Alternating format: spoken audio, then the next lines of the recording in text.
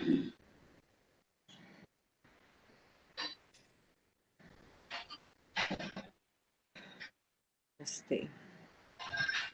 Namaste. Okay, so we are on chapter 15, Right. and like it was said last time, that this chapter is a science, a shastra, and it starts with describing this universe as a tree. The tree of life, or the tree of samsara, is described in the first verse, and it says that this tree has its roots upwards and the branches downwards. Urdhamula Adashakam. So now all these verses, many of these verses in this chapter are borrowed heavily from the Upanishads, especially the Katha Upanishad. If you read the Katha Upanishad, similar verses are there.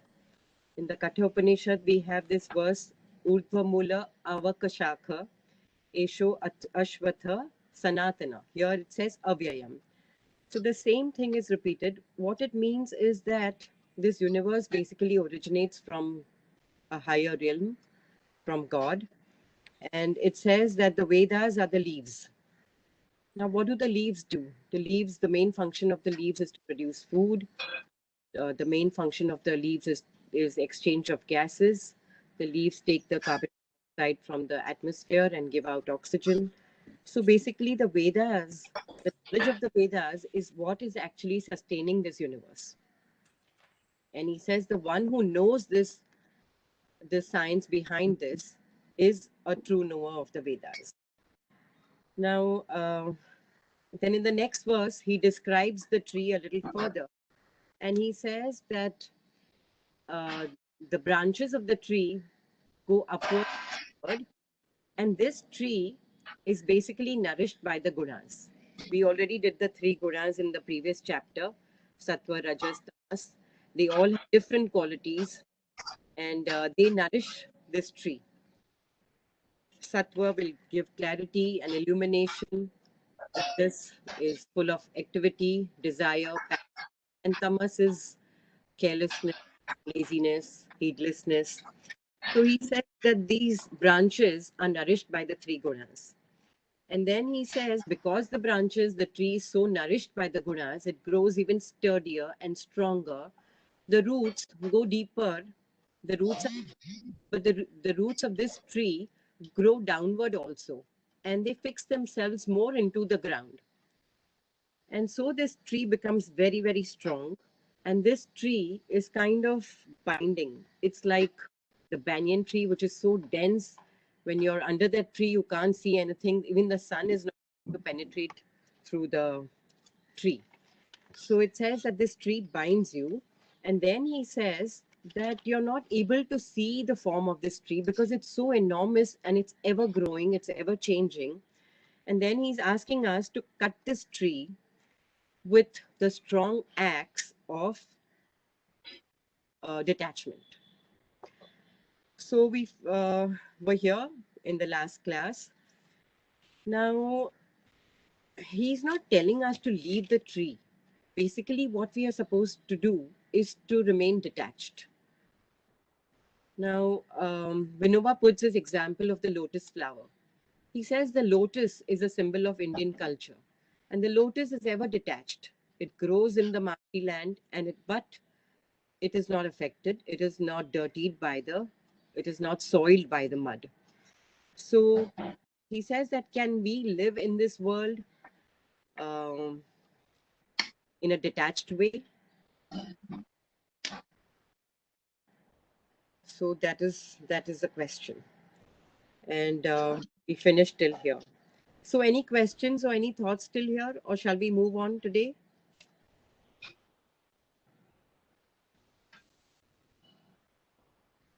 A Shwatha tree, Yeah. I believe, doesn't have seed. Seeds? No, the It doesn't have. No, sorry. no, seed, it's a continuous process. Huh. There is no seed. I don't know how it is Yeah. So sprouts. the seed So no beginning, no ending. That's what the concept is given in the Ashwatha tree. Yes. Yeah, that's true. It's the fig tree, the fruit is a fig, and the fig does have seeds, and it is it is spread through bird droppings. A new tree, the Ashwatha Yes. tree, the banyan tree, the peepal tree, you can call it. See, in the Upanishad, the translation says the banyan tree. In the Gita, it says the peepal tree, but it's the same Ashwatha tree. So it is said that the birds eat the fruit, and from the bird droppings, the tree sprouts. But it is an eternal tree. Where the first tree came from, it came from above. Everything has come from above. Yes. What is this chapter is going to basically tell us. Um, so in the chapter 10, he says, I am the Ashwatha tree. Yes. Yeah. So Among the trees, I am Ashwatha tree. I am the Ashwatha. Yeah. Now, so the whole chapter is talking about Purushottam Yoga. And this whole chapter says that everything has come from that Purushottam.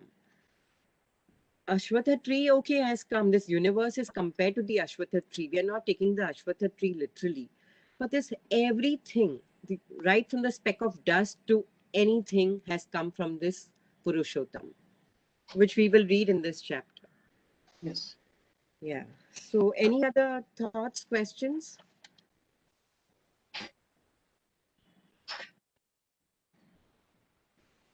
He's We can go talking ahead. sorry. Then go ahead, please. So he's saying that he's talking about these gunas, that this tree is fed by the three gunas, and this tree has to be cut down with the acts of detachment. Basically, the gunas have to be overpowered, what we saw in the last chapter. So Vinoba has very beautifully, again at the beginning of this chapter, compared the three gunas to the three brothers in the Ramayana. He says that Ravan is the Rajasic principle, Kumbhakaran is the Tamasic principle, and Vibhishan is a Sattvic principle. So he says that Ravan and Kumbhakaran, the Rajas and the Tamas, have to be destroyed. The desire and that sloth. But he says the Vibhishan principle, which is Sattva, that has to be nurtured and nourished, provided it takes refuge at the feet of the Lord. So he says Sattva has to be nourished, and the two gunas have to be forsaken, and one has to live in a detached way in this world, and that's the only way to live in this world. And when he says that you use the shastra, so now this shastra is nothing but an effort. Shastra is something which is used manually as compared to an astra. Astra means a weapon is invoked by a mantra. So you chant a mantra and the weapon comes by itself in your hand and you use it. But shastra is something which is manually used, like an axe or a bow and an arrow. So he says that the effort has to be there, and the effort has to be combined with bhakti, and one has to have the knowledge. Now, Vedas are nothing but knowledge of how to live in this world, knowledge from where this world came, and all those things about the Purusha. So he says that the detachment, how will you get the detachment? When you have the knowledge that this is nothing but God. So he says, with that acts of detachment, cut down this tree, which is nourished by the gunas, and live in this world.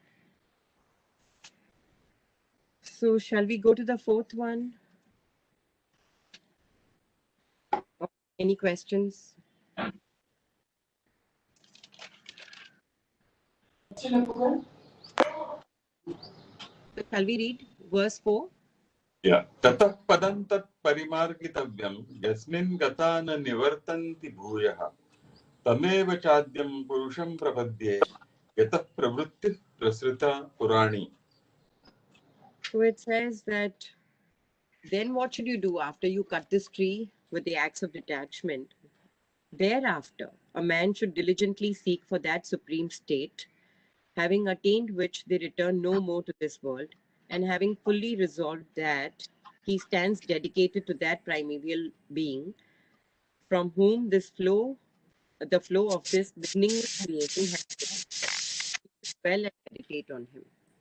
So he's saying, then what is it that I should do after I live in this world? Then I must only find a path for myself.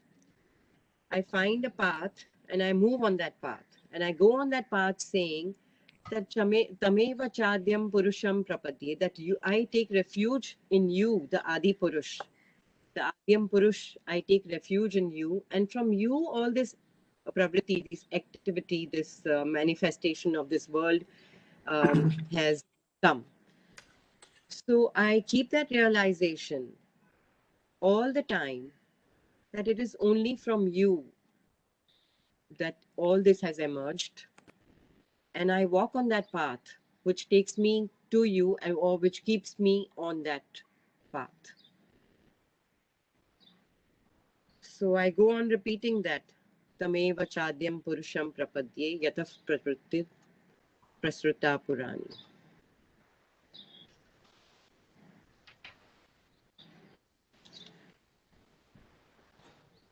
Okay, sir. Shall we go to the next verse?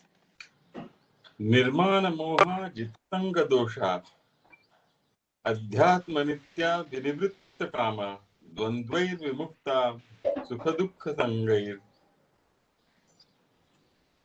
दुख संज्ञैर गच्छन्त्य मूढ़ा पदमव्ययं।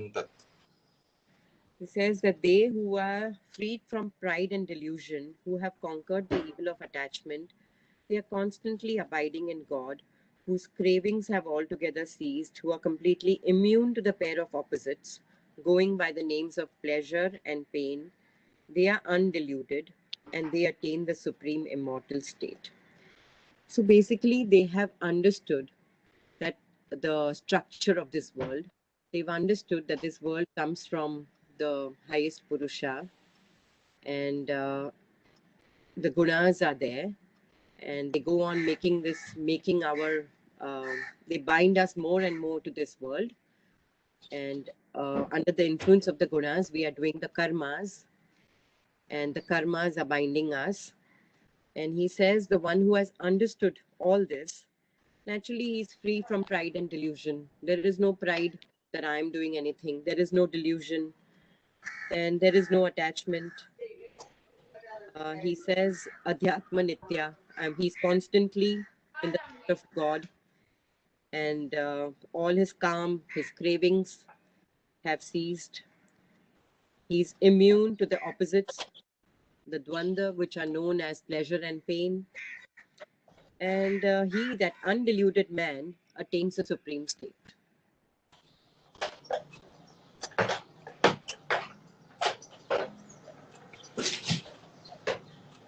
This is a very deep chapter which one has to really reflect on.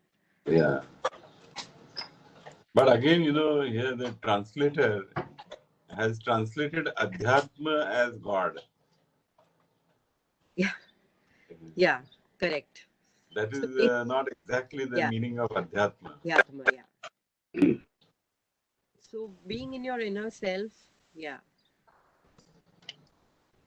which is true. But nonetheless, the first one, it says Nirmana Moha, with free from pride, delusion. So this is what will basically happen.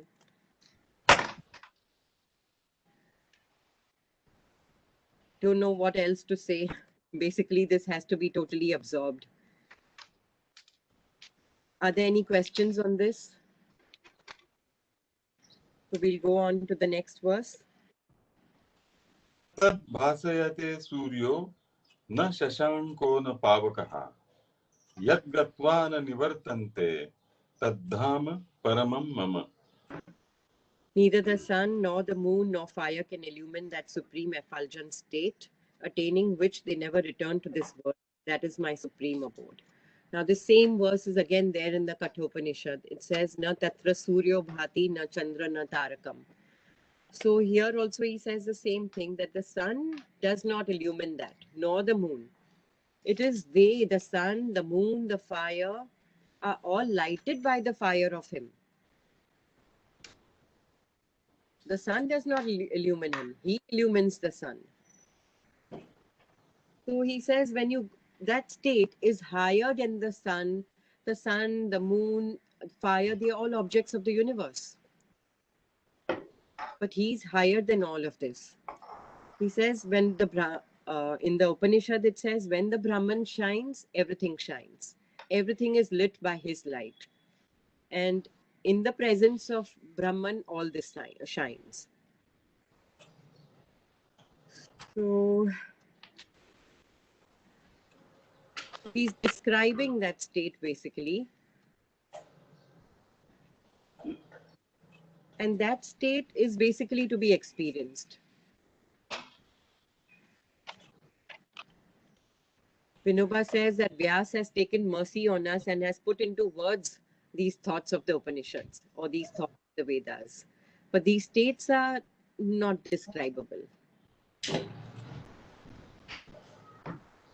I feel, yeah. So I feel the fundamental, error, we equate life with movement or the workings of the prana.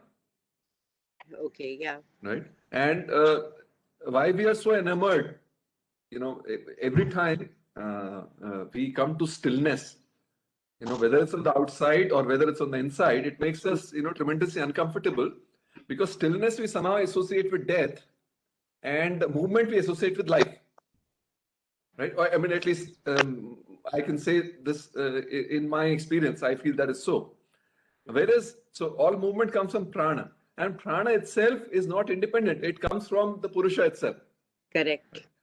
So if that one little, I think that error is so ingrained about the movement versus stillness, that we go on compounding it, a thousandfold in our lives, simply because at the root we make mistake, stillness for death, whereas stillness actually is life itself, Purusha. The whole journey is that to get out of that error, as you say. That's the whole journey. Very true. Yeah.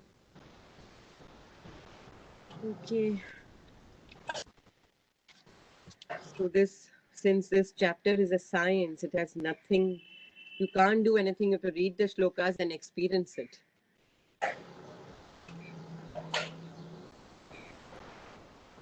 Anyway, we shall still go on. ममैवांशो जीवलोके जीवभूतः सनातनः मनःषष्ठानि इन्द्रियाणि प्रकृतिस्थानि कर्षति.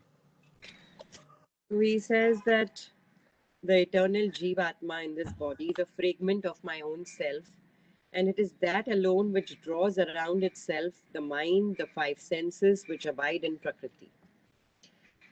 So he says a small part of me is in the living organism. I really don't know how to put this. Basically, I'll go by what Vinoba says, that he says that this Purushottam is threefold. He says the Purushottam is there. We are also the Purushottam. We are the Purusha. He is the highest Purusha. We are the Purusha. And the Prakriti is also Purusha. He says, just like there is Ram, and there is Hanuman, who's ever worshipping him, and then there is this creation, which is ever changing, which is used for worship. So we are also a part of this Purusha. We are nothing but Purusha. He says a fragment of myself, a small part of myself has become the living being. And you see, when we die, the body dies. There is this Sthula Sharir and the Sukshma Sharir. We can go scientifically into it. This body dies when we die. But the subtle body does not die. The mind and the senses, they are alive. They are the bank balance. Whatever actions we do in this life, the impressions are stored in the karmashay or the chitta or the mind, whatever word we may call it.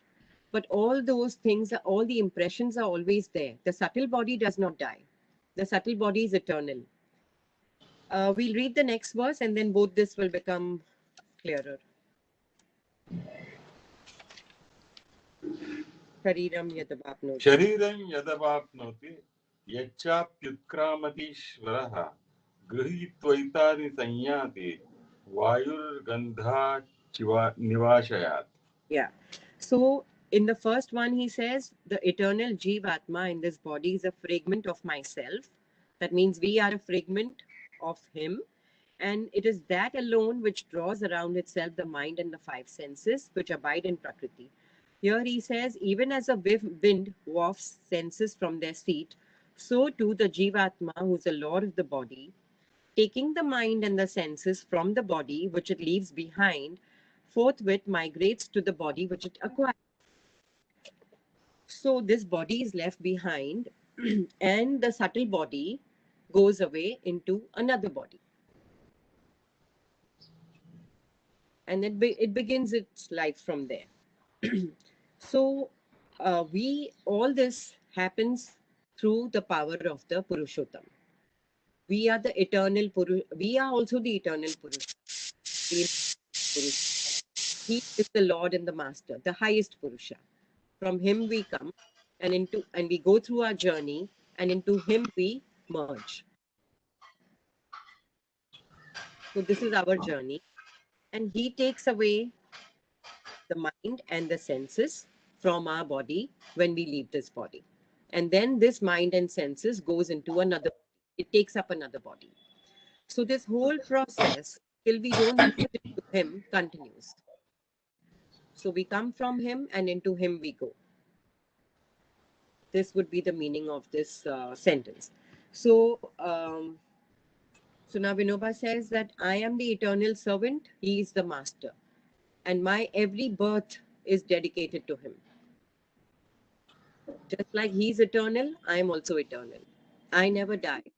He doesn't die and I don't die. And even this Prakriti, which is the means of worshipping him, does not die.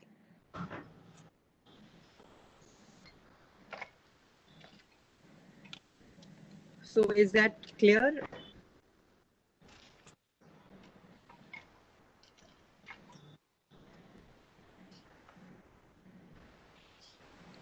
Any questions? Any thoughts? See, it's so very clearly stated, the fact that there is transmigration of, call it the mind, call it the soul. The Sthula Sharir, call it whatever.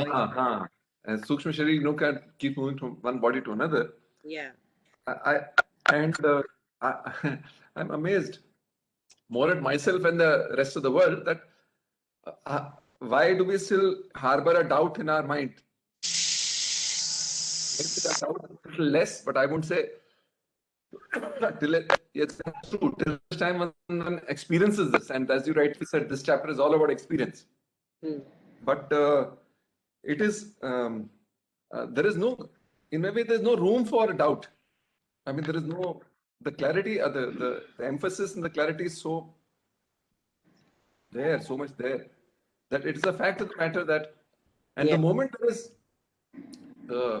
when we move from there is only one life to there is this whole chain of lives paradigm, this is the whole vision changes.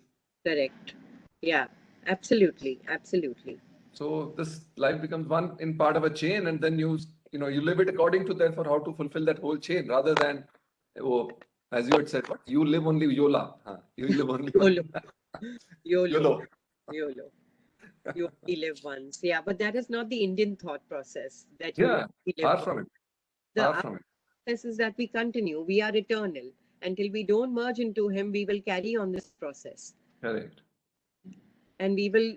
So he says, I have nothing to fear. Vinoba says, I have nothing to fear.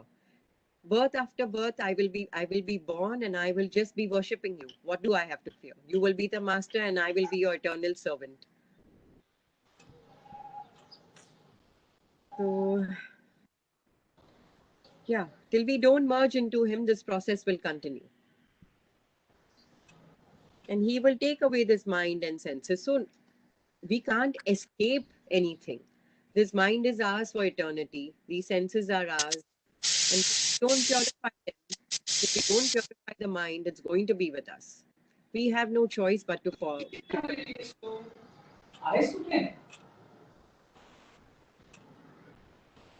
So we can't live anybody else's karmas. We have to cut out our own karmas. The bank balance is all ours. Yes. So this is about these two verses. Any thoughts, anybody, or we can move on?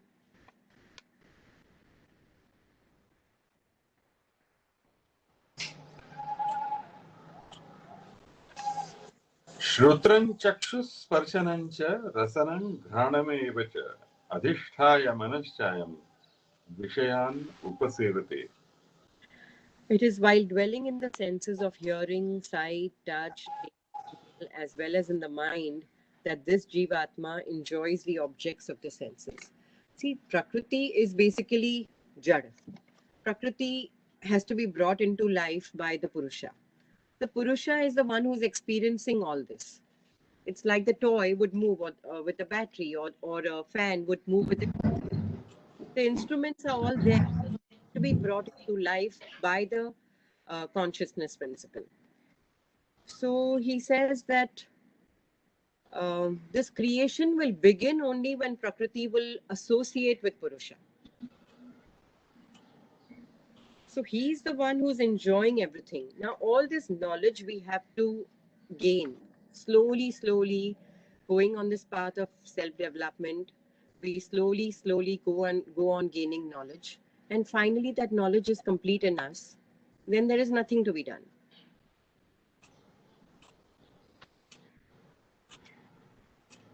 In the 13th chapter, he told us about Kshetra, the Prakriti, and the Kshetrajna. And he divided the Prakriti, and he told us that the knower of the field is distinct from the field. And he said the knowledge of the knower is what is the knowledge to be gained in this life. There's no other knowledge to be gained. Now he's telling us that it is while dwelling in the senses, in all the five senses, as well as in the mind, which is the sixth in the previous verse, he said, that this Jivatma enjoys the objects of the senses.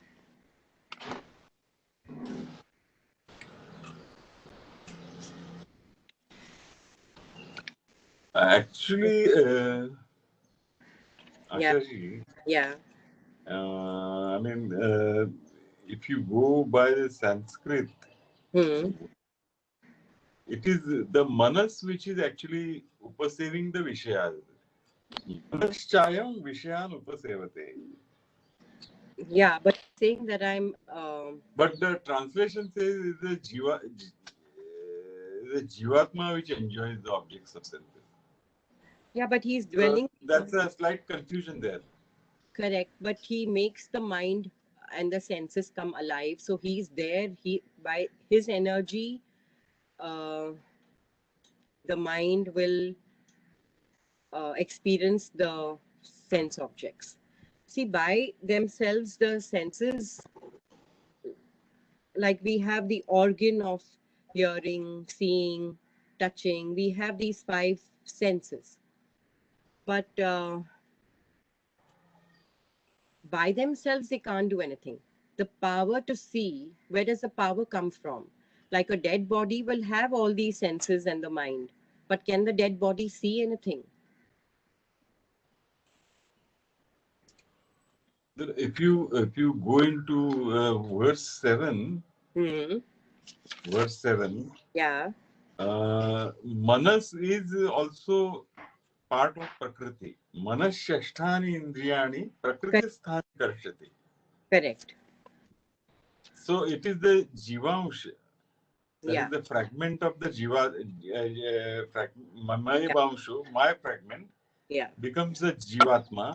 correct, Then it attracts the six indriyas, including manas, correct, and correct. those are of the prakriti. Yeah, those are of the prakriti, Yeah. but it keeps them alive, right? And then I occupy a body, Huh. and when I occupy the body, the manas is enjoying the sense. Shrotran chakshusparshanancha rasanam grahanamevacha adhishtaya manaschayam Manashayam. vishayan upasevate. But adhishtaya means what? Seated. By occupying, Huh. by residing Correct. in the five indriyas, it is the manas which is residing in the five indriyas Yeah. and enjoying the vishayas. Correct. But the power of the manas comes from where? The power of the manas comes from Prakriti. Correct. But that's what the verse 7 says. Manas shasthani indriyani prakriti sthani karshate. But only when the jivatma enters the body, the manas can enjoy the vishayas. Correct, sir. That is exactly what is. But Yeah. it is not I mean, if you go by the verse, it's not saying that the jivatma is enjoying vishayas. It is saying the manas is enjoying the vishayas. Okay. So it's like, suppose your mind is somewhere else. Like, we can have an argument on that, as in, if the mind is somewhere else, you can't really see. Like, if you're too involved with something, if your mind is somewhere totally absorbed, then you're oblivious to your surroundings. Like the example of a tailor who is so involved in stitching the garment, at the huge wedding procession goes by, and then after the procession has gone by, somebody goes to him and asks him, did a wedding procession go by? So he says, I don't know, I didn't hear anything. He was so involved in his work. So the mind is required. The mind is the master of the senses. The prana is the master of the mind. That is what is said. So the prana is the master of the mind. Till the prana is not there in the mind will not function. And the prana is nothing but from Purusha.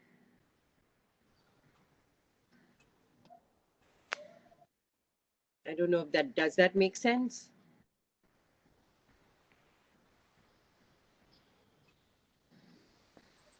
Could we say that, it is eventually the man also delivers the experience of the, or the messages from the senses. At the end of the day, something is delivered by the man to the Atma. Man may be integrating the process. At the end of the day, all the जो खेल है विषयों का, उसका जो भी final output वो आत्मा को जाता है, and मन is the coordinating agency, so therefore it plays a coordinating role in helping that happen. The mind is the CEO. Yes. Yes. Reports to the chairman. Yes.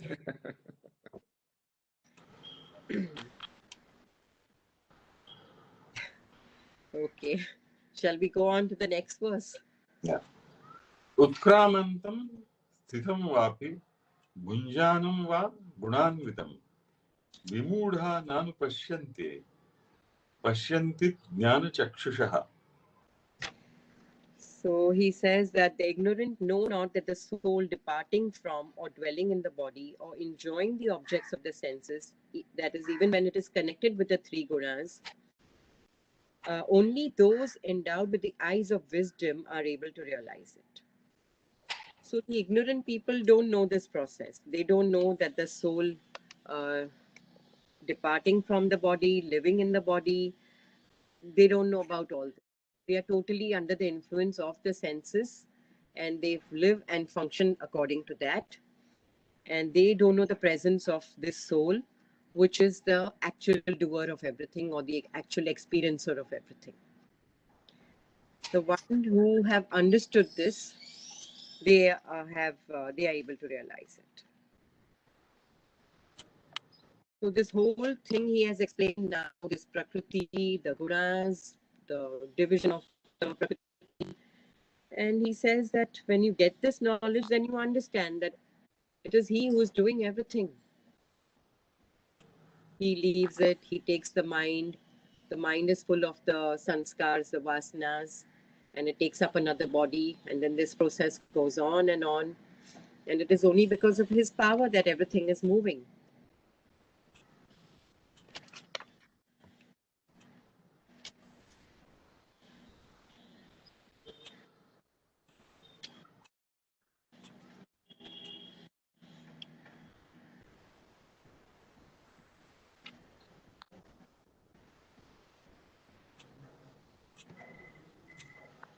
So, shall we go on? Yes. Yatanto yoginashchainam pasyantyatmanyaवस्थितम् yadantopya kritatmano nainam pashyantya chetasaha. Striving yogis too are able to realize the self enshrined in them. The ignorant, however, whose heart has not been purified, know not this self in spite of their best endeavors. So the striving yogis are able to realize this. So Vinoba says that this effort, see, he says life is a combination of karma, bhakti, and jnana. They all are like a piece of a sweet. A sweet has a size, it has weight, and it has the taste. Even if you take a small, if you break a sweet meat, like you take a small piece of sweet and you break it, so that little piece will also have the size, it will have the weight, the mass, and it will have the sweetness. Correct? So he says our life also has to be such. There has to be perfect. It's not a. It's like you can't separate it. You can't say it's a combination. Also, it's just all into one. It's a perfect unity of jnana, karma, and bhakti. Slowly, slowly, you make that effort to go on that path. He's saying in the fourth verse, he says that what should you do then? Once you've understood that this tree comes from above, this creation is from him, tat padam tat parimargitavyam. He says, then you find a path for yourself. And then you go on that path, continuously taking refuge in him. So he says, you make that effort to reach him. You go on gaining knowledge and you have the devotion. These all three are one. So he says, striving yogis are able to realize this, which is there in the heart. In the Upanishads, it has been said that this is like an Angusht Matra. As the size of a thumb, he's enshrined in the heart like a flameless, like a smokeless flame. The flame is smokeless. The self is there in each one of us. And the striving yogis are able to see it. That effort has to go on, but that effort will go on when there is bhakti and when there is jnana. There is bhakti, there is belief that there is a God.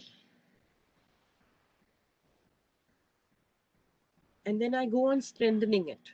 He says, and the effort also will not be strenuous. I go on moving on this path, I go on striving on this path, and slowly I will gain more and more knowledge and I will understand him.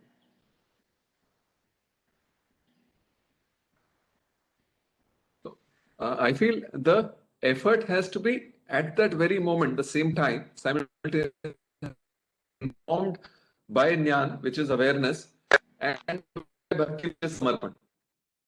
Correct. Yes. Right? It's a kind of a, right? So it's that spiral kind of process. Yeah.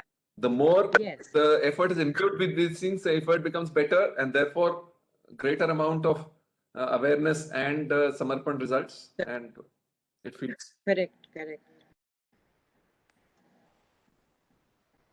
Yes.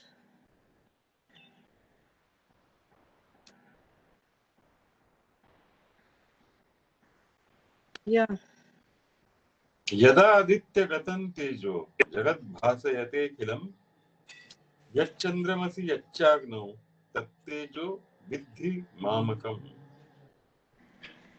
So he says the radiance in the sun that illumines the entire world, and that which shines in the moon, and that which shines in the fire too, know that radiance to be mine.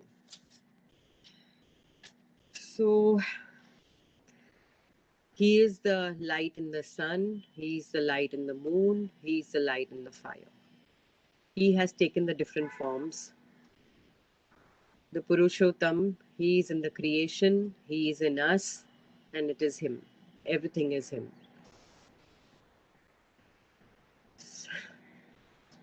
So, see, the literal translation, okay, is very easy to understand. I mean, intelligently, we can understand intellectually that the shine that The light which is in the sun is from him. The light which is in the moon, that is scientifically proved that the moon does not have its own light. The light of the sun is reflected in the moon. And that which shines in the fire too, all of it comes from him. The first verse of the Veda talks about the fire. So where does the fire come from? It all comes from him. Everything comes from him. So Vinoba says that nothing in this universe is inert. Nothing. We are sitting here reading a book. The book is not inert. And in the same vein, see the Holy Mother Sharda Devi, the wife of Sri Ramakrishna, in one of her sayings of the Holy Mother, she has said, treat a thing with respect and the thing will respect you. That you treat anything with respect and the thing will respect you. So now if it is a book, you keep it with respect. Keep it in the proper place, keep it in, don't scatter it here and there. Anything in this world has to be treated with respect. Nothing is inert. So in India, we worship the bullocks, we worship the instruments.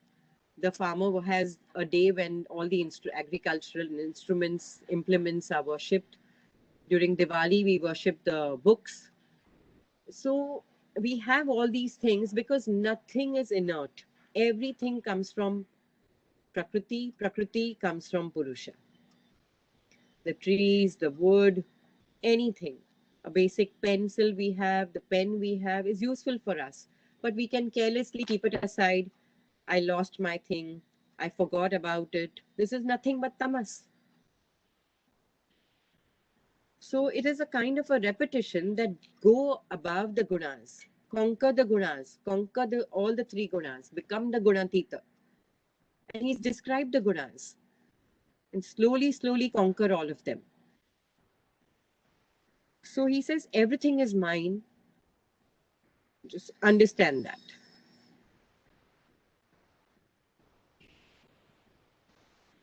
We can go on and on discussing, but the basic understanding that everything comes from him. It may start with a belief and then you grow on it. It can start with a basic belief and then you develop on it.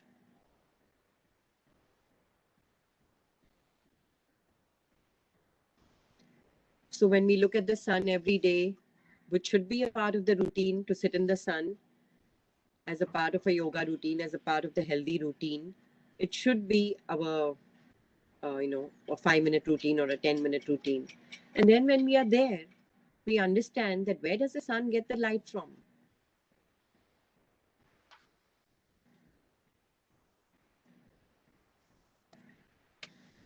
Anyway, we can go on to the next verse.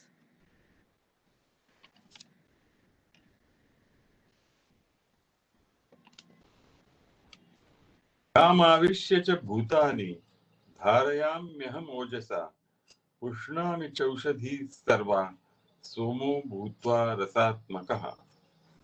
So now he's strengthening the fact. He says, permeating the soil, it is I who support all creatures by my vital energy. And becoming the sapful moon, I nourish all plants.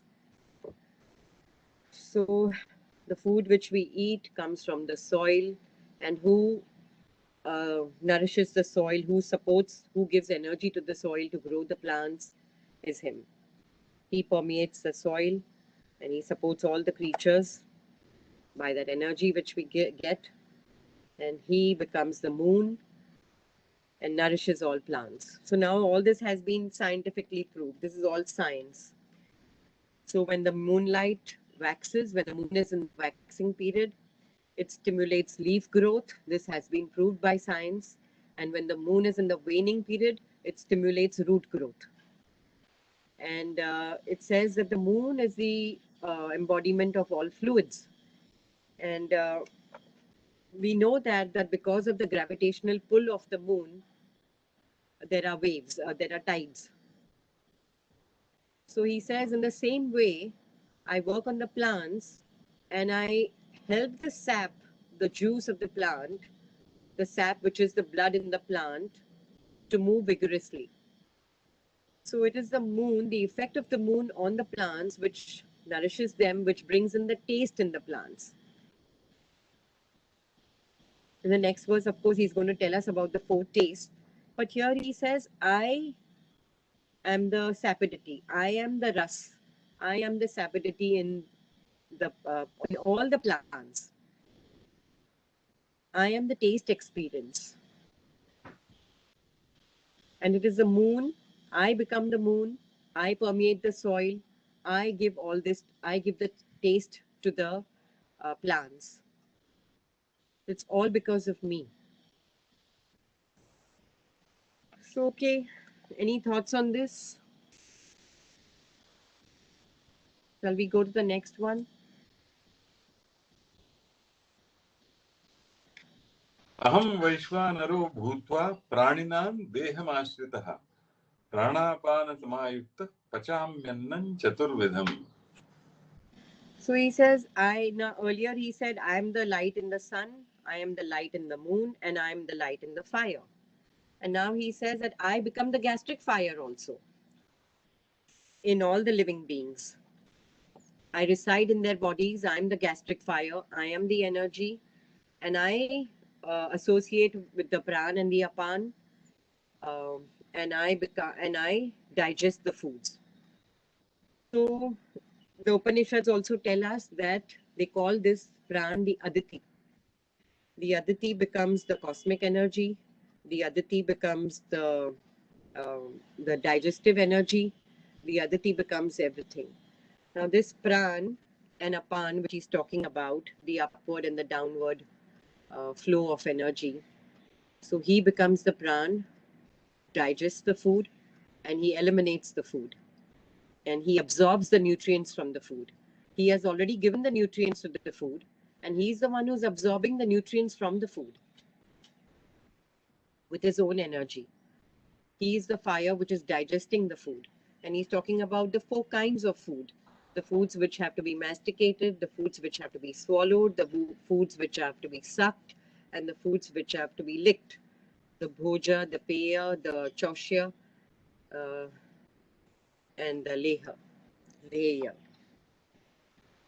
So he says the Vaishvanara is the fire which is eating everything.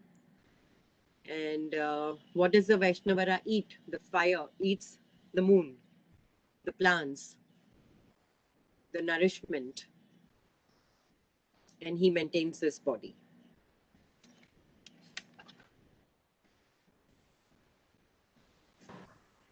Ma'am, how did you describe that fourfold food? Bhoja, Peya? Bhoja, Peya, Koshya, or Choshya. Chos. Choshya means something which is to be sucked. Okay, Bhoja.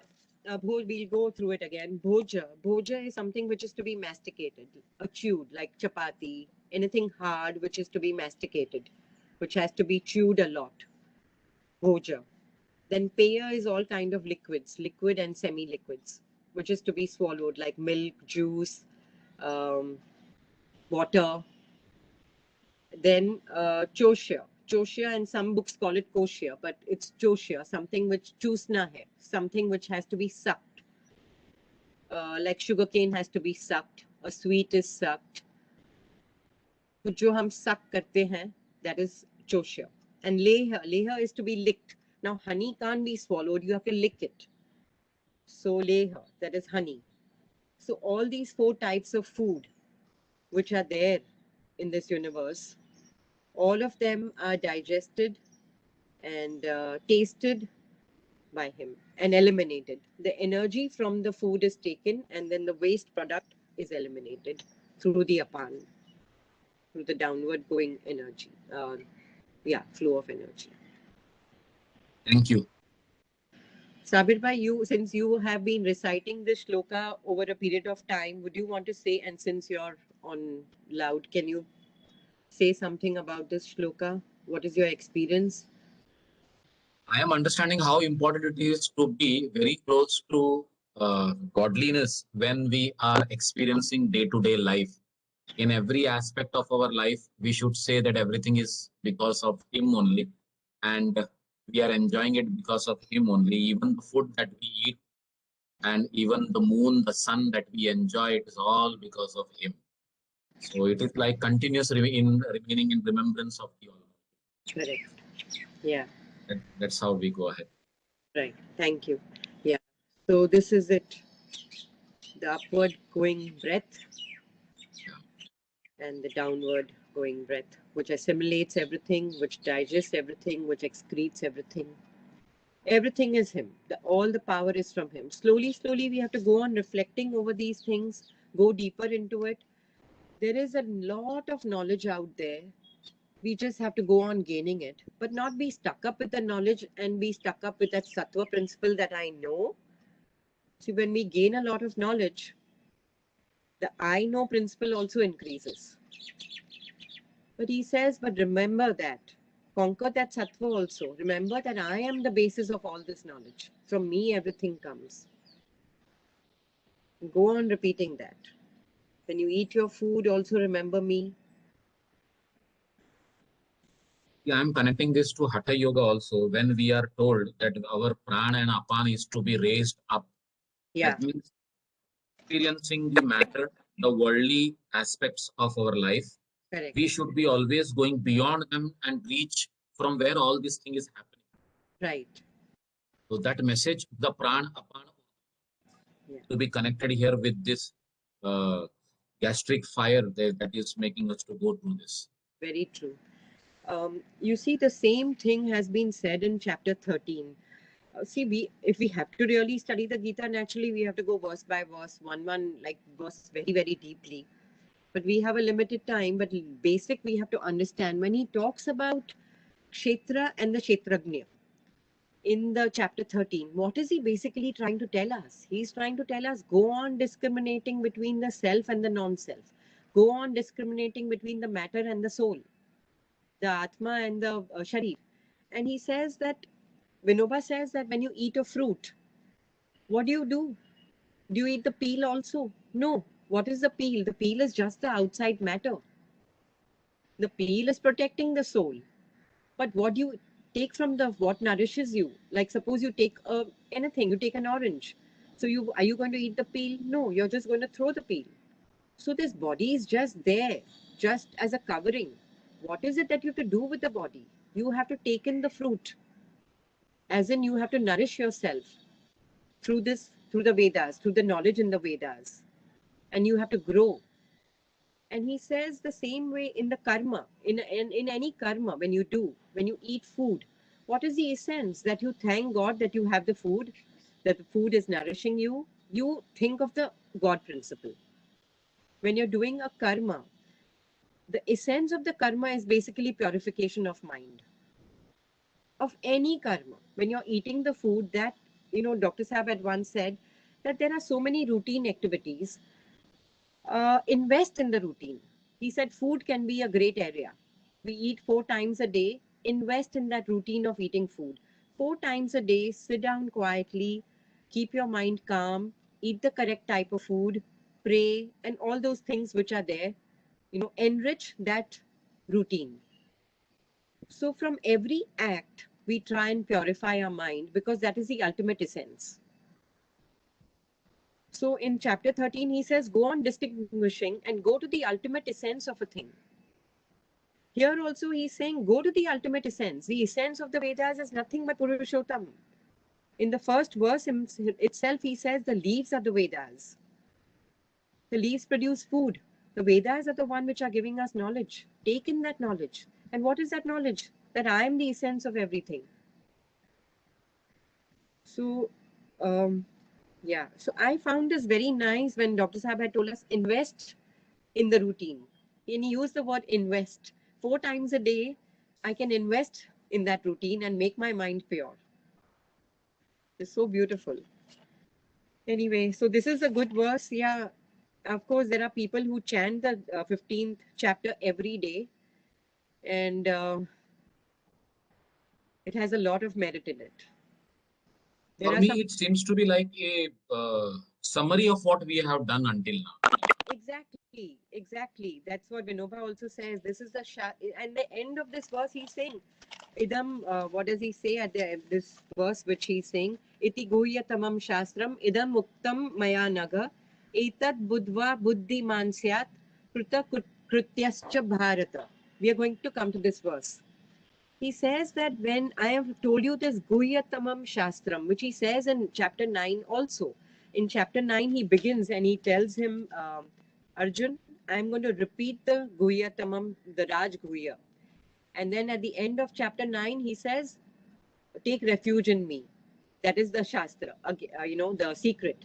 Now he's telling him that, again, I have repeated this Shastra to you. This is the essence, and with this, we finish the Gita. The next 3 chapters are just a repetition of what we have done.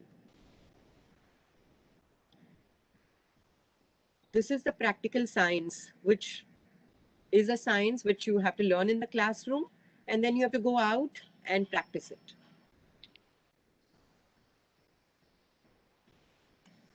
Anyway, we will come to the end of this chapter. So we'll go on to 15.15, which again is a very important verse in chapter 15.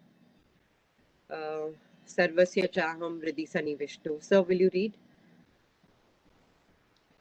The background noise. Oh. Yeah. Sarvasya chaham hridhi sannivisho matta smritir jnanam apohanam cha vedescha sarvairahameva vedyo vedanta krit veda videva chaham. Yeah. So he says, Sarvasya chaham hridhi sanivishto. It is I who remains seated in the heart of all creatures as the indweller of all. And it is I who am the source of memory and the associative faculty. I am the only object worth knowing. Vedeshta sarver aham eva vedyo. I am the only object worth knowing through the Vedas. And I alone am the origin of the Vedanta and the knower of the Vedas too. In chapter 13 also he says, what is the knowledge which is to be known? I am the knowledge which is to be known. The knowledge of the Brahman is what is to be known. And here he's again repeating, Sarvasya chaham hridhi sanivishto. Like I said, in the Upanishad, the Gita is the essence of all the Upanishads. So Vyas has taken all the knowledge of the Upanishads and put it in the Bhagavad Gita. By studying this one scripture of the Bhagavad Gita, we are actually studying the Upanishads. So in the Katha Upanishad, he says that I am the Angusht Matra, I am the size of the thumb seated in the hearts of everybody. Here again he says, I am in the heart of everybody. And I am the source of memory, I am the source of knowledge. What is the memory? What is the knowledge? The memory of what is to be done and what should not be done, the good and the bad. The memory, क्या करना है और क्या नहीं करना है, क्या सही है, क्या गलत है. And I am the knowledge. I am the memory. I am the memory of that knowledge. And I am the loss of it. When I forget about him, all that memory goes away from me. Then I do the wrong acts. I become rajasic and I become tamasic. The sattva goes away from me. So to keep the sattva also, I need constant vigilance. But that is not enough. I need bhakti. Constant devotion to him. Then only will the sattva stay. Otherwise, the sattva will not stay. The sattva will just disintegrate or go into rajas and tamas. So he says that I am the one who is seated in the heart. From me come the smriti and the jnana and apohanamcha, the absence also. And among the Vedas, and of all the Vedas, what is the essence of the Vedas? The Brahman is the essence of the Vedas. I am the Vedant, I am the knower of the Vedas, and I am the originator of the Vedas. Everything has come from me. The Vedas are said to be apaurushya. Apaurushya means not said by man. They are shrutis, they are heard, they are not written by a person, they have been heard. And apaurushya is the word used for Vedas. There is no one author. Vyas is the compiler of the Vedas. He is not the composer of the Vedas. Yeah, but earlier in the Gita, we were told Traigunya Vishaya Veda, Nistraigunyo Bhavarjuna. Yeah. So And this is a different version of the Vedas, it looks like. So he's telling Arjun to be above the three gunas. Yeah, but the Vedas are about three gunas. Yeah. Traigunya Vishaya Veda. Yeah, Nistraigunya Bhavarjuna. correct. But here you are saying that I am there in everything of the Vedas, which is not what Traigunya Vishaya Veda says. Yeah, but sir, the Veda is not only about the gunas, no. And if the Vedas is about the gunas, then where do the gunas come from? The Vedas would have explained that also, correct? The Veda can't just describe the gunas without explaining the origin of the gunas. What is the origin of the gunas? If the Veda is telling you about the guna, the Veda will tell you in detail about the guna. But then why is it said Nistraigunya Bhavarjuna? Because he says that that you have to Don't get conquer. away from the Vedas. That is what the second chapter says. Sorry, sir, come again, sir. The second chapter says Vedas are about three gunas. Correct. That is their subject matter. Traigunya Vishaya Veda. Correct. And Correct. Nistraigunya Bhavarjuna. That means you get away from the three gunas. Correct. So, So in a way, it is saying that you get away from the Vedas. Means you go beyond the three gunas. He's not telling you go Go away. beyond Vedas. But no, Nistraigunya means not beyond. Devoid Be of. without. Be Divide without. of. Nistraigunya is devoid of. Correct. Be without the gunas. So he's not telling you go without the Vedas. See, what happens is that because this notion is there that Vedas are apaurushaya, and therefore nothing is to be challenged, and no questions are to be asked. Because of this tendency, a lot of things have been put into the Gita, which were not there in the earlier Gita. Yeah. And what is then projected is that you have to be subservient. You have to be subservient to everything that is stated. But because we have been given some faculty of asking questions, I think we need to ask questions. Definitely. Yes, sir. Yes, of You course. need. Yes, yes. Yeah. In the chapter 16, he says, let the scripture be your guide. So when he says that, I was thinking, why should the scripture be the guide? But then we are human beings, we need a guide, a manual to work, like a machine has the manual. So the Now, scripture, even if you look at the first verse of this chapter, yeah, it is saying Chandansi Yasya Paranani. Nani, That means hymn. Vedas are the leaves. leaves of this, and then you have to uproot this tree. You have to asanga shastrena dridhena chitva. Yeah. So he Which said means only one word is used, asanga. So he does. yes. Yeah. So basically, the tree will go on and on. You become detached.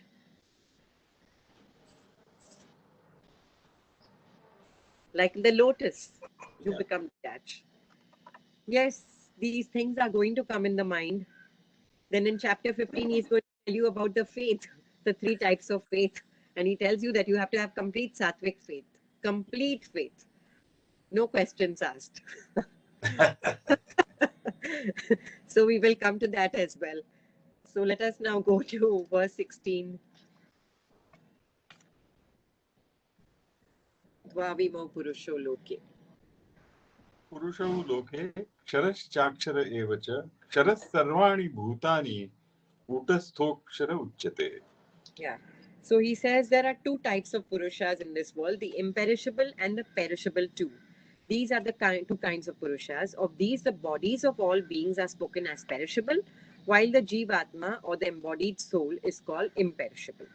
And then the next, so I'm just reading the next verse also. Uttamas, please, can you read it? Uttama Purushastvanya. Uttama Purushastvanya Paramatmetyudarhitah Yo Lokatrayamavishya Bibhartyabhyaya Ishvaraha.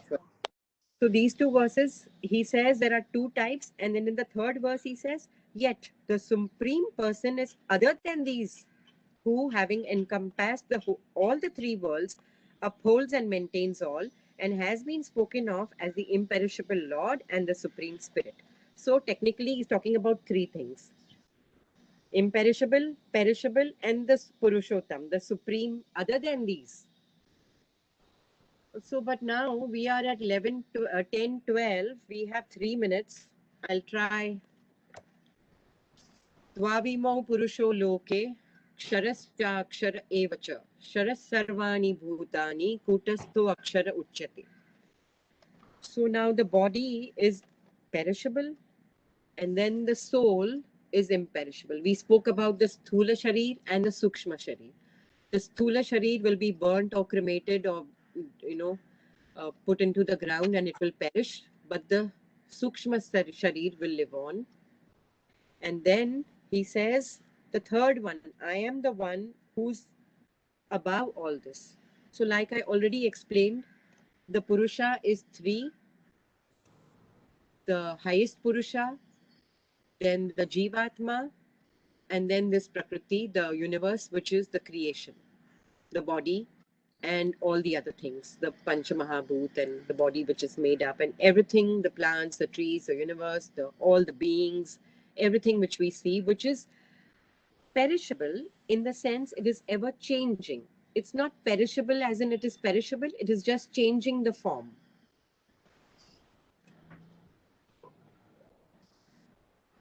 So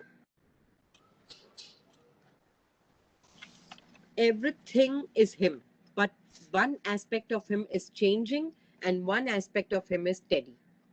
That's all he's trying to tell us. So he's trying to tell us that live in this world, worshipping everything around you. I'm not only in the idol, I'm not only in the books, I'm not only in the books of the Vedas, I'm everywhere in the creation. I'm in you, I'm in him, I'm in her, I'm in that, I'm in this, I'm in everything. Treat everything with the same kind of devotion and the same kind of respect.